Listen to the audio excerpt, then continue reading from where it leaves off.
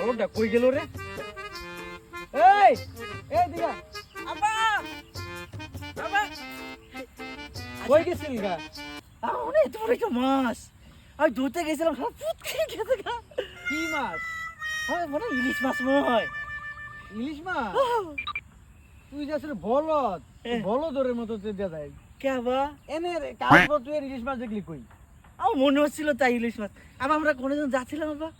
আমরা যাচ্ছিলাম তোর মা শ্বশুর বাড়ি।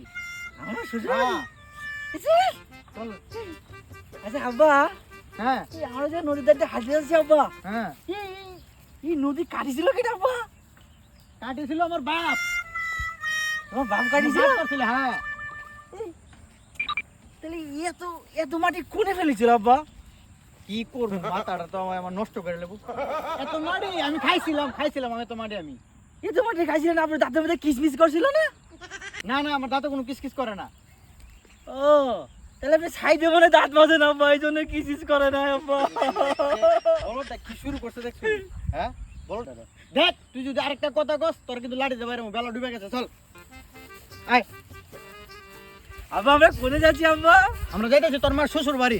আমার শ্বশুর বাড়ি? আয় ক, তাহলে আমরা ওদের আমার গেলে কি খাবি না আব্বা? তোর আম্মা গরুর মাংস বাগাইতেছে, গরুর মাংস দিয়ে ভাত খাবি। গরুর মাংস? আচ্ছা আব্বা হ্যাঁ ক। এ যদি গরুর মাংস আমার দাঁতে আটকায় যায়? দাঁতে আটকে গেলে এ খেজুরের কাটা আছে না, হ্যাঁ। খেজুরের কাটা দিব না তোর মা। খেজুরের কাটা? আয় আয় তাড়াতাড়ি আয়। আব্বা আপনি বিয়ে করছেন আব্বা? আমি বিয়ে না করলে তুই আমার মায়ের বিয়ে করছিস কেন? বলো তোর ঘর, বলো তোরে।